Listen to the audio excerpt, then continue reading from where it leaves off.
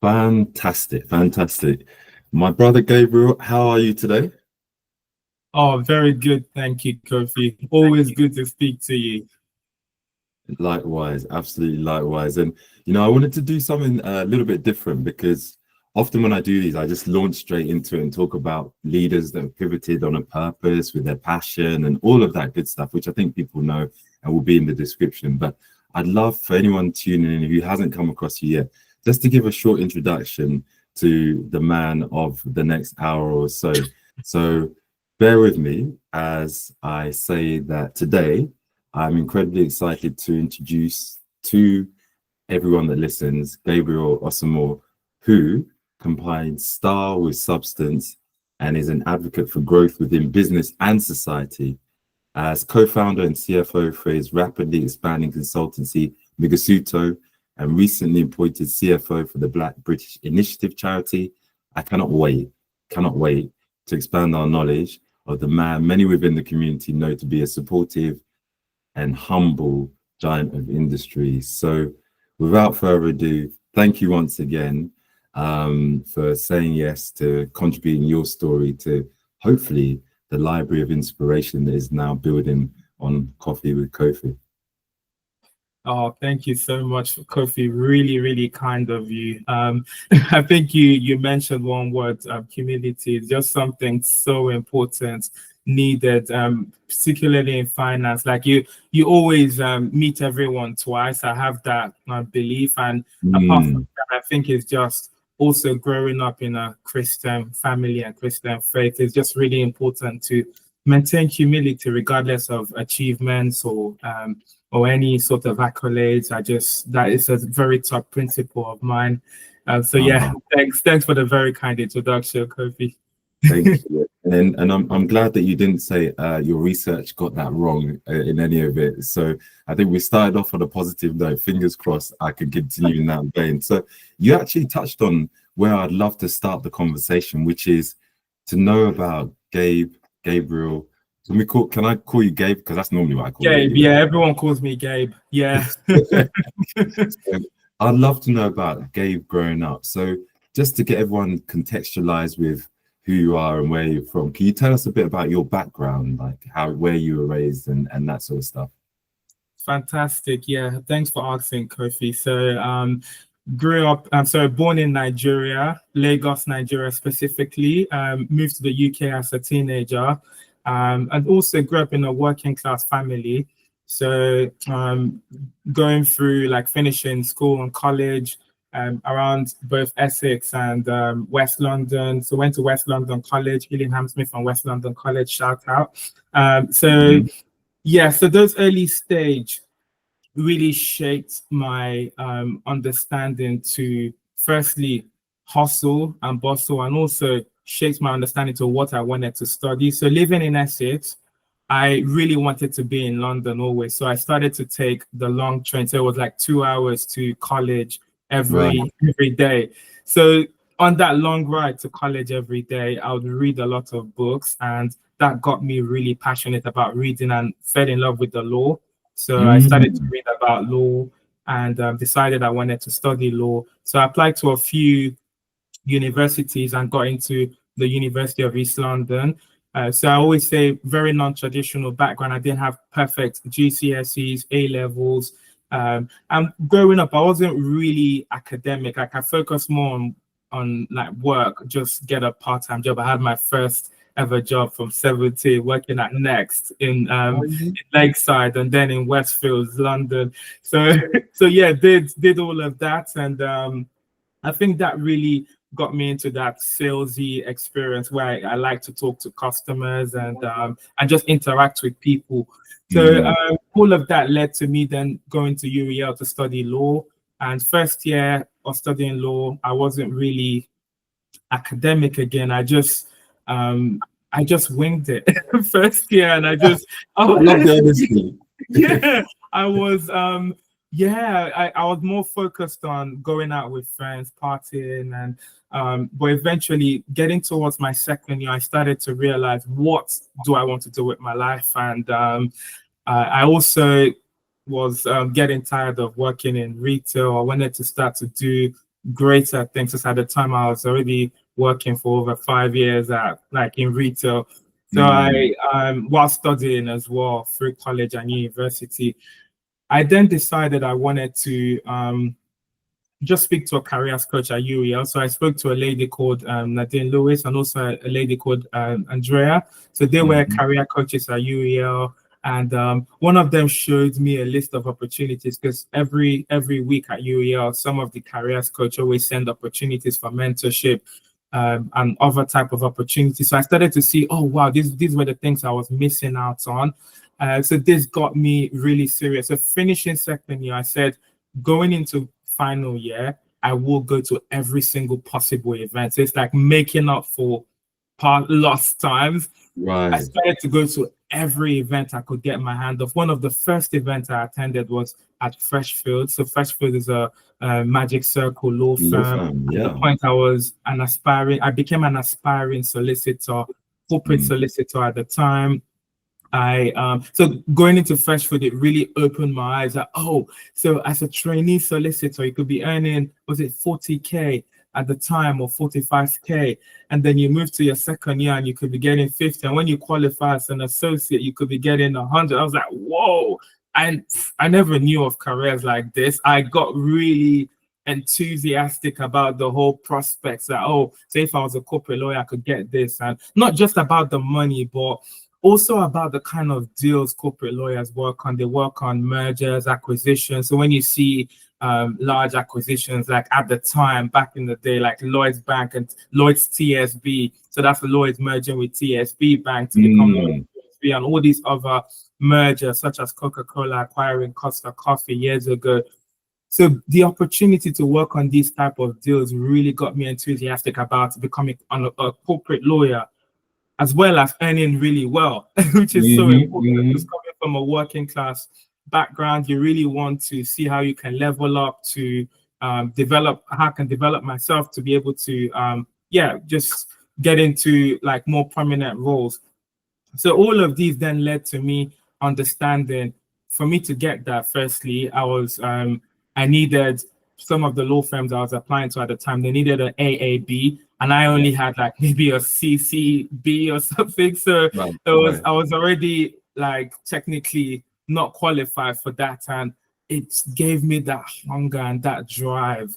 I attended hundreds of events in London. I was just going, meeting people, networking, learning how, asked some silly questions sometimes, learned from it, kept going. And then all of this led me into ELBA, the East London Business Alliance. So they started a parity scheme that supports young Black men to get in more sustainable employment. I became that guy that was at every single event. So at the time, they had sponsors such as Nomura, they had Excel Catlin, which was now AXA Excel, and State Street. So I was going to all of these workshops. I was learning about what an AUM was, which is assets under management for like investment firms. All of this then got me very passionate about finance, because I started to broaden my horizon and think, okay, if I didn't make it as a corporate lawyer, could I get into finance, or what are the options? Then I went to a mock interview. I think it was the second time I went to that one, actually. So it was at Nomura. I've been to that sort of mock interview session before, but I just went at the second time for that same session, which was during my final year exams of studying law. And then I met this lady called Katie Gillingham at Nomura. So it was a mock interview session. She asked a lot of questions I was answering. She could tell how enthusiastic and how excited I was. So at the time, I also had a mentor who always told me to wear a suit and a tie, make sure I always have a tie to these events. So just the little things. And I think she was really impressed, firstly, with the questions I was asking.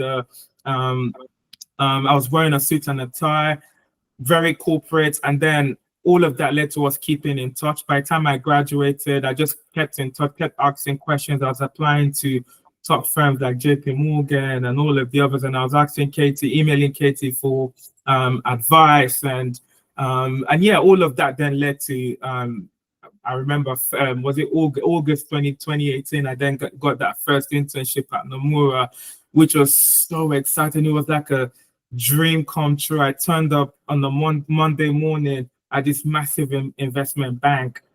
And I was just, wow, I was so grateful for the opportunity. I asked a lot of questions. I met so many people within the bank, took notes, learned about what all of these acronyms was. So it was a intensive internship, but wow, oh boy, I learned so much, which then led into my next opportunity at T. Rowe Price. So right after my internship at Nomura in August 2018, I then interviewed at T. Rowe Price. I always describe that interview as the Hunger Games. I think there were almost 40 or 50 students in this massive boardroom. And there I was like, oh, I stand no chance. But I was like, yep, I'm going to just try. I'll be myself and we'll see what happens. I didn't study finance. I studied law. Well, yeah, I'm at this finance firm. Let's go. So I love that. I love that. And let me just dive in there, because I think what you there's so many things in there that you said, and I didn't want to think of questions to ask you, but I really wanted to listen to the journey, because the enthusiasm with which you recount the tale and the determination that you had to put yourself in the places where technically, you know, according to your grades, you're not supposed to be there, because you weren't focused on academics as such. But you've combined business, you've combined law, you've moved into finance, you've started with the support of Elba to do some really impactful things. And there's something that you said that really made my ears prick up, which is being prepared to meet the opportunity when it becomes available and asking questions. And if you remember the first time I met you, I was like, wow. Because there was a style that I have not seen in the City of London that was uniquely yours. And maybe from the background of working at Next, and I don't know what section you worked in, but you had, I remember, a 3-piece suit with the pocket square in it. And I was like, this guy is next level. And I remember saying to you, probably embarrassing you, like, take me to your tailor, please. Just take me to your tailor at the time. You remember. And I think it's often overlooked. You know, you do not get a second chance to make a first impression. You just don't. And sometimes you're up against perceptions that people may hold about you, you know, whatever you look like. But turning up ready for what I call action. And I saw this funny skit on Instagram: how you dress will be how you'll be addressed. And I think the impact you made from the first meeting, I'm not surprised that you won fans across the city with the networking you did. So many tips there. And I thank you, because that has, been a really whistle-stop tour through things. And so from T. Rowe Price, what was your role there? And then what did you go on to do after that? Yeah, so T. Rowe Price was a pivotal moment for me, because that was when I decided I wanted to stay in finance. Because even after I got that opportunity, I still had the option to pursue a career in corporate law, which has always been my initial plan. So getting into T. Rowe Price as a trainee, so it was an apprenticeship scheme that they recently, at the time in 2018, through Elba, they rolled it out. They started offering it to graduates, because usually apprenticeship schemes are for students that didn't go to university, and then along the line they can then go to university. So I did that. I was one of the first graduates to be on that scheme, and it was such a big opportunity because I just learned so much about investment management. My very first week at the firm, it was quarter end. Everyone knows this in investment management. Quarter end is the craziest time ever. Like, we're really busy. So my team was so busy, and then I worked with the CSR team on my first week to so I worked with the CSR team within HR on my first week to plan a CSR day for the equity research team at T. Rowe Price.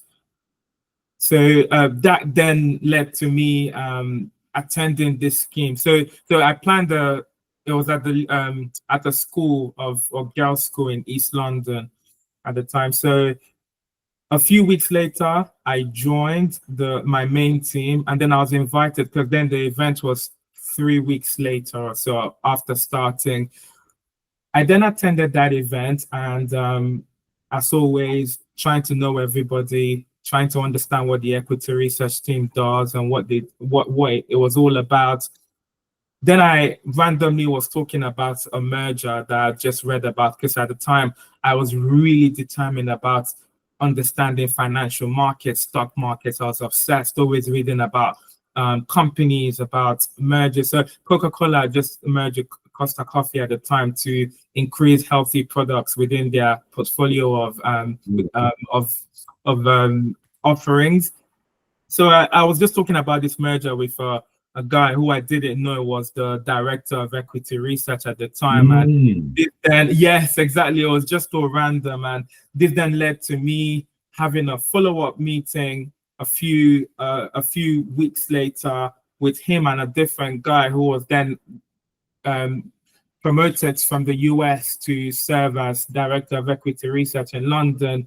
And then all of this led me to then talking to these two very impressive individuals about my knowledge, like what I've done in from law, and just what I understand about finance. I remember at the time just talking about price elasticity of demand, and which was so, I mean, for someone that didn't study finance, I was just really excited. It just felt like an adrenaline rush. And so at the end of that meeting, they were very kind with comments that they could tell that I'm very enthusiastic and they would see what they could do. And then, yeah, that then led to me getting a secondment to the equity research team, which was something that no other apprentice at the firms, like in London's history, has ever had that opportunity. So I then got that apprenticeship scheme. Working with the equity research team was groundbreaking. Oh my goodness, like that was the best experience ever. So getting to be in these meetings with FTSE 100 CEOs, CFOs, learning the whole process of how an analyst make investment decisions, like just understanding the process of building a financial model. So I went through the T. Rowe Prize Equity Academy, where new analysts go through a rigorous training program to then get trained up to become an analyst. So I went through all of that program. Was just really impressive. So finishing off from T. Rowe Prize, as my training program was coming to an end, I then decided that, wow, I want to eventually progress into becoming a full-time equity analyst in the future. I don't know how, but I'm going to do the CFA. I'm going to develop myself to eventually get to that level, because that opened my eyes to teach me about what equity research was. So you work as part of a team to make investment decisions, to research companies and provide recommendations to someone who's called a portfolio manager, who then decides to buy or sell that security. And then that then drives the performance of the overall portfolio.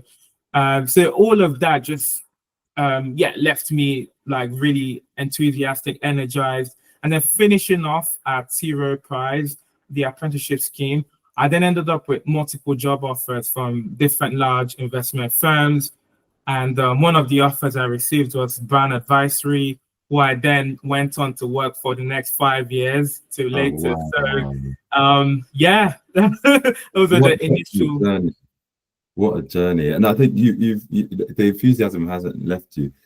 Picking up on it as I do, it's people talk about networking, and I've got a thing about networking, but I think where you genuinely were interested, it came across, and you asked questions, and it was clear that you've done your work and you understand why you want to do what you're doing. And I think just if anyone's listening, just to really take that on board, that being in the room is not the same as participating in the conversation. And I think being ready as you were to participate allowed that sort of inner drive that you had to come through. Because over the years of hiring people, even for my own teams or for other people, I would forever go with someone who's got the right attitude over the attributes on paper, because with the attitude, you can develop someone, but with just the attributes, yeah, they're capable, but do they want to even be there? Do they fall into it? Do you know what I mean? And I think you've demonstrated that incredibly. So, yeah, I think if I look at how we first met at the Encircle event, I will confess that I was drawn by your impeccable style, and I did want your Taylor's number. I know you haven't given it to me, but there's still time.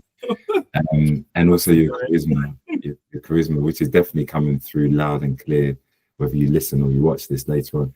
But I think what kept me engaged with conversations with you was this sense that community building and empowerment are also important to you. Now, I say it's a sense, so feel free to tell me I'm talking nonsense, but how closely aligned is my perception of you to your lived reality? Like, do you recognize that in yourself?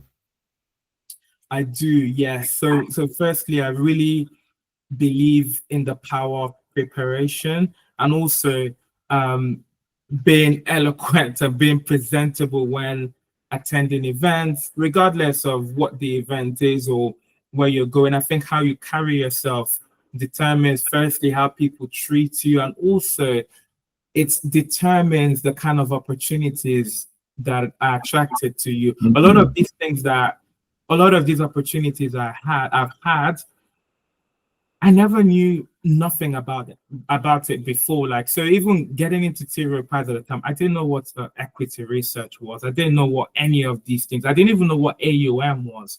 But the hunger to really just dive in and just learn and meet people. I love meeting people. I really enjoy just learning about what everyone does. I like to just understand how everything fits. It's like I think of things as a puzzle. Like, so within an organization like an investment firm, they have a sales team that goes out to raise the assets. They have the portfolio management team that decides where it fits. I really just enjoy meeting so many different people, understanding where they fit within that entire puzzle. So I think over my years in investment management, I was always very curious about understanding the entire puzzles that leads to the successful engine of an investment firm and how it continues to thrive and raise capital and scale. So it does resonate with my with my lived reality. Yeah, no, I see that, and it makes sense, and we'll come to talk about this, how that knowledge now transfers to empowering others to grow themselves, and curiosity and learning. I would highlight those in italics or bold to anyone that's tuned into this as to how you might sort of advance and move into leadership roles. So reflecting on your current roles now, Yes. as CEO and co-founder of Migasuto, first and foremost, because I know you've got like 2 jobs at least, I'd love to know more about the organization's mission. So what is Migasuto? Who are you here to help? And yeah, anything you could share just to get people understanding where you're now using your time and your talents. Okay. So I think before explaining a bit about Migasuto, it'd be great to give a bit of background context around it and why it even started in the first place. So, going through my career in investment management and just navigating it, it was never really an intention of mine to build a business or to be a business owner or anything of such. So, early context about my previous role at Brown Advisory. So I worked at the firm for 5 years. It's been incredible. Like, wow, very impressive firm. The people outstanding. So 2 key things shaped my experience there. And then some of those then led to me pivoting into Migasuto. So firstly, leaving T. Rowe Price to go into Brown Advisory, that was where I learned about equity research. That's what I always wanted to do. Eventually, but I was open to doing multiple roles to then progressing into it. So getting into Brown Advisory, my first 2 years, I had an incredible mentor. So he's the portfolio manager of the firm's globally, the strategy, Bertie. So really impressive guy. Had the opportunity to be mentored by such a legend. Like, he supported me through my CFA level 1 and 2, passing those exams. Like, our monthly mentoring sessions were invaluable. Like, it really gave me that discipline I needed in terms of just being brave, being strong to tackle these really difficult exams whilst I was there. And also, I had the opportunity to understand how he thinks as an investor. I really liked his philosophy on psychology. So that was the first initial 2 years. Then the last 3 years, I then had another mentor who I always refer to as the CEO of London. So Ed, it was very, very impressive. Our monthly catch-ups was really helpful in terms of shaping me as a leader, helping me understand how to prioritize my task, my weekly, how to set targets, how to strategize. So I'll say those two key people were very influential as to my journey at the firm. And also then taking it a step back to passing CFA level 2. After passing level 2, I started to ask myself a lot of questions. Why do I want to become an equity analyst? What about it do I enjoy the most? Asking all of these questions then helped me uncover a lot of other puzzles about what equity research is. Firstly, you do a lot of fundamental analysis. You become almost an expert in business, understanding different industries, being able to talk to CFOs and CEOs of these companies to understand how they're allocating capital. So all of those things, uncovering those puzzles, I then started to ask. But at the time, I started to travel to Africa. So I went to Nigeria for the first time since I was a kid back in 2021. So going back for the first time, really, I learned a lot about youth unemployment. It was really significant. You had all these young people really smart, but some of them didn't have the right opportunities. And I started to mentor people at the time, and one of my key mentees back in 2021 was Joseph, who is currently our business operations manager at Migasuto. So we started that mentorship relationship back then. It then led to numerous opportunities for him at the time, like got some scholarships and then progressed into graduating from university and then getting his first analyst job at Migasuto when he was founded. So founding Migasuto, I learned that, okay, I wanted to solve a problem, youth unemployment in Africa. I was really passionate about more of the fundamental side of equity research. I really also just liked research, building financial models, helping to make decisions. So then combining all of those things then helped me uncover that I wouldn't be getting maybe more of the Africa impact side if I maybe focus on becoming a fundamental equity analyst who just focuses on maybe a sector or an industry. Yes. And also, I started to become, as you know, I've done a lot of DEI work, including my work at BBI. I started to learn more about key facts, key statistics, for example. As you know, for example, the investment management industry of the UK, at the time when they recorded statistics, was it less than 1% Black fund managers. I also started to learn about Black businesses in the UK. Average Black businesses turnover is around 25,000 compared to the general turnover, which is over 700,000 pounds. So trying to bridge all of these gaps, I just couldn't find, I knew that I couldn't be able to solve that problem by being a equity analyst at a traditional asset management firm. So in 2023, all of this uncovered, I launched Migasuto just out of putting all of this, and my mom supported to co-found the firm. So my mom is my co-founder, Mary Osamor. Yes, shout out Auntie Mary. Shout out Auntie Mary. Yeah, shout out Mary. She's she's very pivotal in this journey. She helped build the Nigeria operations. I already had some mentees at the time, so she helped made it all official to convert some of those mentees into actual employees at the firm, and we started to do a lot of groundwork at the time. So I started off by building something called Migasuto Academy, which is basically all of these things that I've learned over the years, like how to build financial models, how to understand like analysis, research, all of these.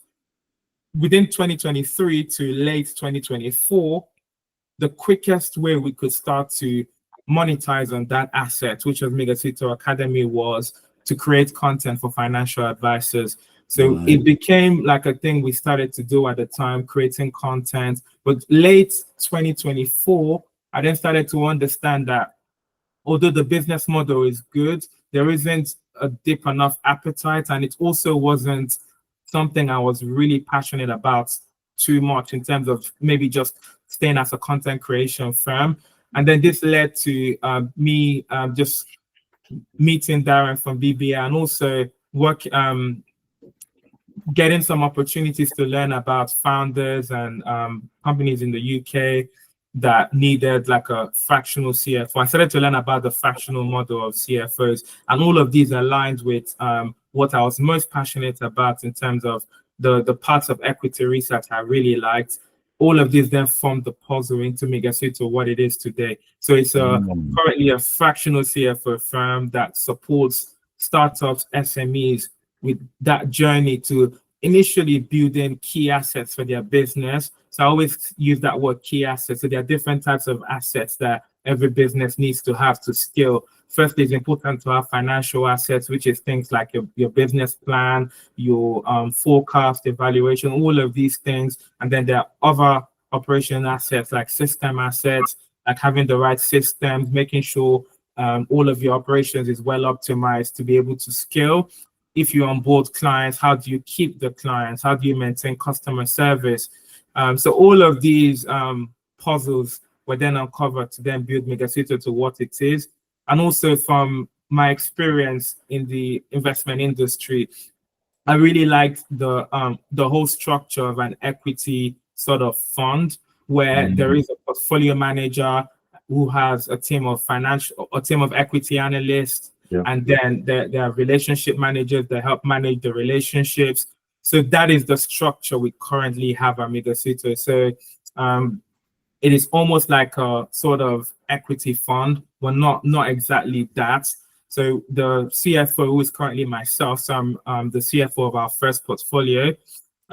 So we then have currently three analysts and one relationship manager.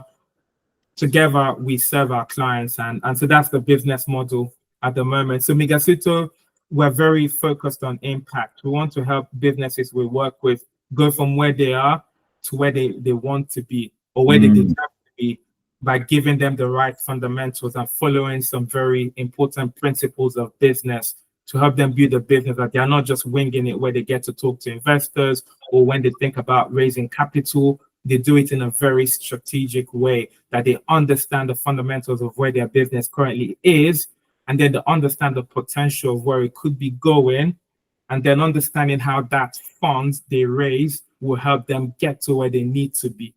So yeah, that's the whole concept of Migasuto. Sorry for the long-winded explanation.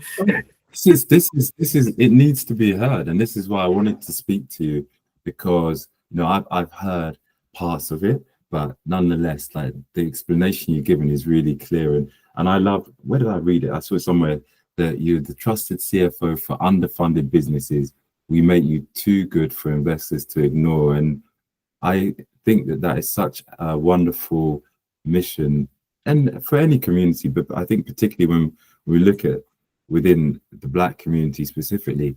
I'm pretty sure I was with you the other day, and I heard from research that Coots had done, that if Black businesses were funded appropriately, they would raise something like 75 billion for the UK economy.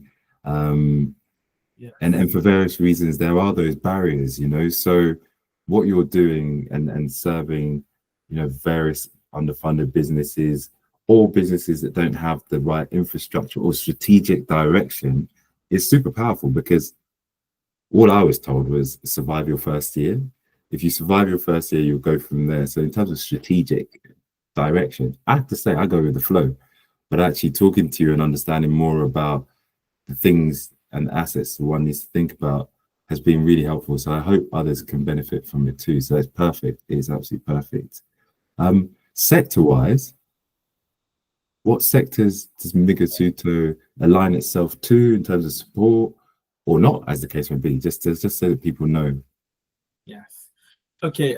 So for our first portfolio, which I'm currently running as the CFO, we have plans to scale as we progress. So for this first portfolio, we're open. We'll say we're sector agnostic at this time. Okay. We want to learn about some of the most diverse sectors that have that requirement for fund that needs to scale through that fundraising or optimizing their business model. But at the moment, we're currently working with a diverse range of clients, currently from within three main sectors, which is tech, the events, and there's also the leadership space. So leadership and non-profit is also becoming a really important part. So non-profit within the real estate sector, and also from a more broader impact. So I'd say we cover currently around 4 to 5 sectors at the moment. And all of them come with their very unique set of advantages that, if well positioned, will be one of the leading companies within the next 5 years. So it's always good to take a long-term view as to everything, but then putting in the groundwork to be very intentional about building all of the key assets and then applying that asset into supporting these businesses with their various needs. Some of them don't want to raise equity funding. They want to make more profits, and then maybe get a bit of debt funding to reinvest into growth opportunities for the future. So helping them navigate what is best and what is bespoke to their business is what is most important. And also from a nonprofit aspect, really helping these businesses understand, because some of them have worked, like they've run their nonprofit for some years, and there's a lot of impact. What's the impact story, and what's their story of change, and what's their white paper? How are they communicating? How they are impacting the lives of the people they work with or the community? So, and a lot of times what we'll find is there's a lot of impact, but sometimes due to bandwidth, because bandwidth is a very important thing, there isn't enough time to quantify all of this impact. So by being able to support these businesses, quantify their impact, and then communicate it consistently, it supports their scale, really. It helps them build a meaningful business that can then continue to grow and create more impact within communities. Yeah, that is fantastic. And when you talk about the quantification, you can't track what you don't measure, and finding ways to improve starts with understanding what it is that you're looking to measure, whether it's a KPI or whatever. And as one of my roles with Age UK in Croydon, so I'm trustee with them, the head of operations produces these dashboards that come into the board pack, where we see on a RAG status basis the performance of each of the service lines against their year-to-date or quarterly targets. And it's so impactful just to see, and then be able to, from a governance position, ask, what are the challenges that are leading to either the deterioration or the opportunities for growth, you see? So yeah, I think you can't address what you don't measure, and that's true for most data. So I love that. My ears did prick up because you talked about different sectors, and then you mentioned leadership, and so obviously my ears were like, when you said leadership, what do you mean by leadership as a sector? Just so I can clarify. Oh yeah, so it's not necessarily leadership as a sector, really. It's more education. Okay. I mean, a good example of education is BBI providing executive education, accelerated executive education for Black business, for the Black business community, and also just diving a bit about my role at BBI. Yes, please. That was going to be my next question. Oh wow, yeah. You've read my mind in terms of I know relatively recently you got involved in that as their CFO, and I just thought you might go here anyway. But what inspired you to take on that role first, and then I can build on that. But you may cover it, so fire away. No worries, thanks. So Yeah, firstly, I back in Black History Month last year at the Africa Center, which was the first time I ever visited the Africa Center. Very impressive Yeah, place in central London. I think yeah, everyone should absolutely visit. It was incredible. So I met Darren there, and I just started to talk about this idea I had. At the time, it was mainly just an idea that I was thinking of, and so Darren then told me about what he's doing at BBI, the mission, because I kept, in addition to talking about the idea I had, I kept talking about the statistics. Like these are the challenges Black communities face. Like I was telling him about the investment management industry, how I don't really know of any Black equity research analysts, or I don't really know of many Black fund managers. So yeah, I was just having that conversation with Darren, and he told me about the social mission of BBI to provide education, and it was really aligned with everything I was trying to do, because I'm always that guy that's always talking about the impact of education. I have done so many exams over the last almost decade in investment management. I started with the IOC Investment Operations Certificate, and I moved to the IMC Investment Management Certificate, yeah, and I moved to CFA Level 1, CFA Level 2. I did Tableau Data Analytics course. I've done so many courses over the years to really develop myself. So understanding BBI's mission was just pivotal. And so I then started to engage with Darren, and I did a few presentations to some of the past cohorts about just finance, really. And it was more about the importance of building the right fundamentals of organization behavior, like organization structures, having the right structures within your organization to make sure you're ready for scale and make sure you're growing as a business as opposed to just winging it. yeah, So that opportunity then led to me working with some of the current graduates from BBI as my CFO clients, which was really impressive. And it was just aligned with the mission, because firstly, the Black community in the UK, we really need services like this. We need to be able to quantify the impact we're making, be it in our company, in our careers. We need to quantify it and be able to communicate how that should lead to more funding opportunities, how that should lead to more growth and promotions if you work within a firm. So that was how I met Darren, and then really proud. I then became an ambassador for BBI. So whilst I was still working within investment management, I was really humbled by the opportunity. I told Darren about how much I really wanted to spread the word. I'm really crazy about BBI's mission, educating the Black community, making sure that it's not just about educating, but being that guidance. Like as the CFO now, I will be there more often to provide that guidance on how we can, some of the candidates can action what they are learning into their business. So and I say some, it's on request. So I'm always available to talk to any BBI alumni.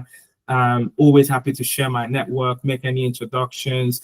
So just taking it back, I was really, all of these things were aligned with my mission and my vision. And as soon as I made that decision to move full-time into Migasuto, it was just a natural partnership for that Migasuto and BBI already has, for me to then serve as CFO of BBI whilst I'm now also full-time CEO of Migasuto. So they're all very aligned. that makes sense. Because I think often people may look at it and go, "Oh my God, how do you do these things?" You know, it's like people will say that, and when you say what you say, I feel like when you're aligned, the work doesn't feel like work, because it's you're not trying to wear several different hats, doing several different things, because kind of they all serve the same purpose, and there's an ecosystem here, isn't it? I mean, you're an ambassador for BBI, and you're talking to people about the magic of being part of it. You're supporting past alumni and future cohorts with the skills that you've got, using you and your organization's firepower to help them build scalability and get towards, funding milestones, etc. And I have to say, fantastic job, because shout out Thanks. to you for introducing me to it, as I did not know. I knew you were an ambassador, but I didn't know about the MBA 30 program. And had you not sent me that email, I still wouldn't know about it. And when I did see it and then saw, I think the first person was like Shelly Bishton that came out, I was like, Gabe, we need to talk. Like, what is this magic that you're telling me about? Because I've been thinking about doing the MBA for ages and just sort of thought, timing, diploma, this, that, and the other. And so thank you for spreading the word, but also I think bringing substance to the development of organizations, that entrepreneurial ventures like my own and others, because that's powerful. So thank you, and more thank yous for that. Oh, thanks, Kofi. Yeah, I appreciate it. Just as I previously stated, I think focusing on impact and also the importance of the Black community, firstly, taking on more actionable education, but also being intentional about how you execute that knowledge. Because, yeah, you can acquire all the knowledge, but at the end of the day, it's also how do you apply it to scale your business, to start to build the assets. And also, when people ask, how do you do it? Over the years, I mean, it took years to, I mean, Migasuto was officially launched in 2023, and it started off more as my side hustle, as they call it. And apart from during that period, rather than maybe just do it in my free time supporting, I supported with building out an infrastructure. So it was like a side project where I was making sure we had a robust Migasuto Academy where any new analyst can come on board, and within 6 months they are fully trained up. They understand how to build financial models, how to build the budgeting or cost management strategy reports. And so all of these things were built within the last 2 years, and just sort of, and all in my free time as well. Like I'm one of those guys just really passionate about my mission and was just taking out my holidays. Some people thought I was crazy. I'll take a holiday to Africa, and all I'll do is meet CIOs of investment firms in Africa and meet very prominent CEOs on the continent. So I did all of that during my holidays, and I go to networking events. So I was really intentional about building assets, and then all of these assets are what then have now provided me with the opportunity to do this full time currently. Firstly, like I made sure any analyst coming into Migasuto has a performance first mindset. So that's one of the key skills required, or one of the key sort of values you need to have to work at Migasuto. You need to be focused, performance first, because we believe in providing results for our clients and not just talks. We want action. And if everyone has a performance mindset, we work with A players, we'll continue to scale and deliver great results for our clients. So that was my intention of just doing all of this within the last 2 years, like making sure that it was a robust infrastructure, which I'm very proud of right now, that we have all of this infrastructure that can now support with me leading with the strategy of everything and having a team who supports with the daily operations and and me from a more strategic leadership perspective. That is so impressive, and it just breaks so many myths, because in this era of instant everything, instant Instagram, instant this, instant everything, people may look and go, oh my god, Gabe just woke up one day and then there you are, CEO, co-founder, and fractional CFO. And what you've just shared is that, well, my view is where there's a will, there's a way. And for you to use your holidays to go and do work, it really speaks to this idea that when you know your why, as in what your purpose is, the how you don't need to worry about it. It just, the way becomes clear and becomes apparent. And I know that, various conversations we've had, our shared faith has been a real rock and support to that journey, when the way may not be clear, but you know why it's important to stay on the road. And you've done a great thing. And I'm mindful that the plane has taken off at high speed and we must land it soonish. But before we go, I just really want to, because you've talked about infrastructure, scalability, the performance first mindset. These are some real gems that I'm going to steal. I'm going to steal all of the above, and I'm putting it record now. I want to steal those things. But when it comes to the maybe some of the tools that you've utilized to elevate yourself and your practice, the offering that you've got, has it just come to you? Has it been heaven sent? Like, like when you have those visions and it's like, do this, do that, or have you leveraged other things to be able to get you to this point where you're able to execute in the way that you are, Yeah. Thanks for asking. So starting with taking the CFA program during level 1 and 2, I was really intentional about bringing everything I was learning to life. Right. So I was acting as if I was an equity analyst. And I would always make sure that everything I was learning, I was bringing it to life. Like if it's a company, for example, I'm thinking, okay, I'm doing this in the CFA of building a balance sheet. I need to understand current assets, current liability. There's this formula in the balance sheet called ALE. So A is equals to L plus E. So liabilities plus equities equals assets. So when you work backwards, if you like flip that formula apart, it helps you understand the balance sheet. When people say that thing, a balance sheet must balance, like for it to balance, exactly. So on a balance sheet is basically your business assets, and your assets is made up of liabilities and equity.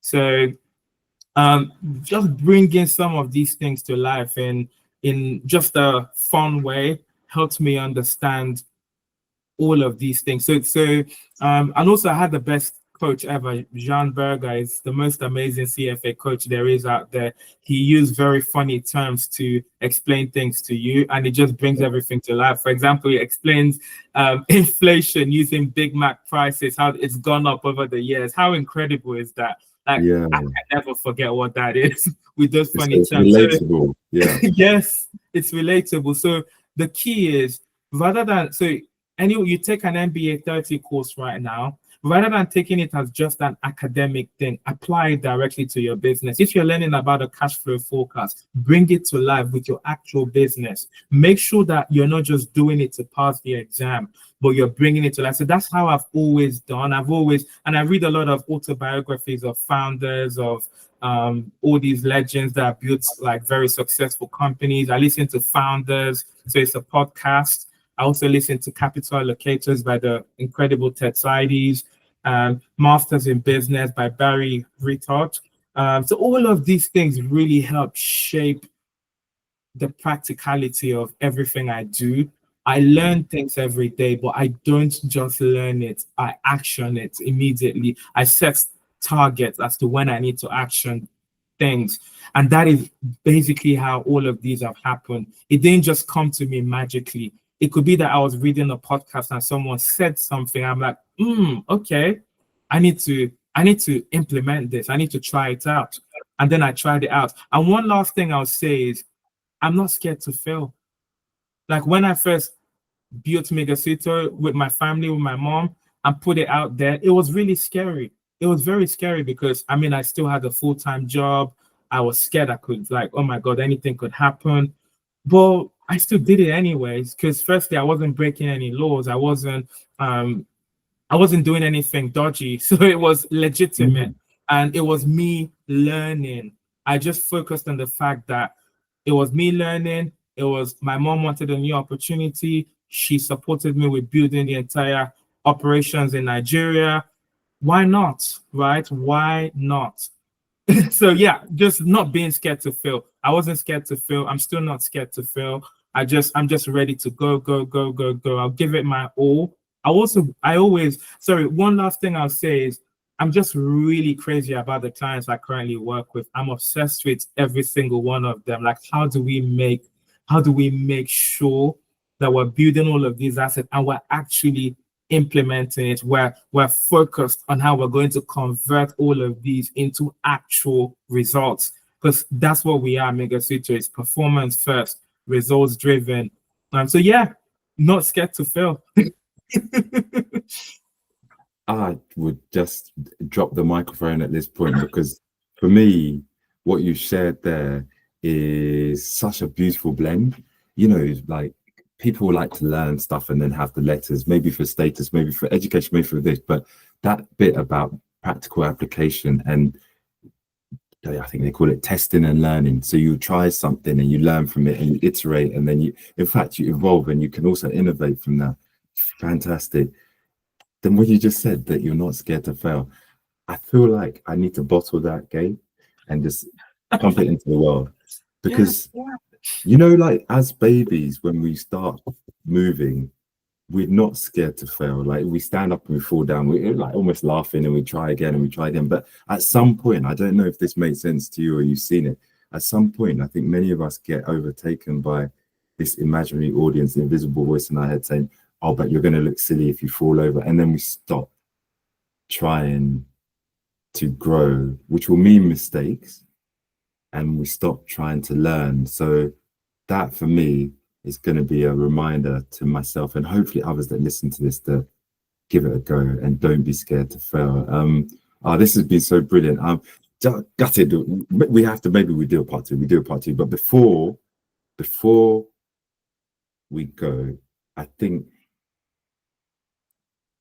it would be hard if I didn't ask you this last question. So for anyone listening, because you shared so many gems, so many dynamite power moments, but I'd love them to think and be more Gabe. Like, if you could say one thing that would help someone on their journey, whether they're entrepreneur, working in a company, building their skills and looking to rise up the ranks there, or just diversify, what would you want them to leave this conversation thinking or feeling? Don't let anyone tell you it's not possible. I say this because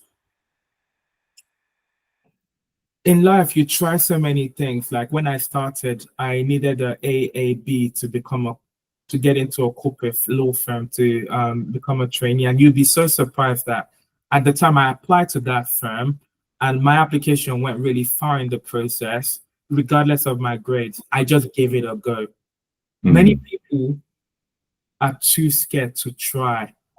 So legacy, I think, just give it a go. If you want something, work for it. Rome was not built in a day. Please, instant gratification, it doesn't work. I do not promote that. Every client I work with, I always tell them we need to build assets first before we go to market, before we go. Without the fundamentals, it is impossible. I can't help you. Like anyone looking for quick results, I want to just get this done. It's not for me. So that is it. Don't let anyone tell you it's not possible. Give it a go, but be very intentional about every step. Man, you give me these goosebump situations right here. I'm just gonna play on loop. There's a loop thing that you can do when this comes out, because that is the hope and inspiration that I was really hoping. I didn't know how we're going to get here, but I was really hoping for others to take. And irrespective of what they're doing, know yourself, I guess. Be intentional with what you're doing. Don't listen to other people or that imaginary voice.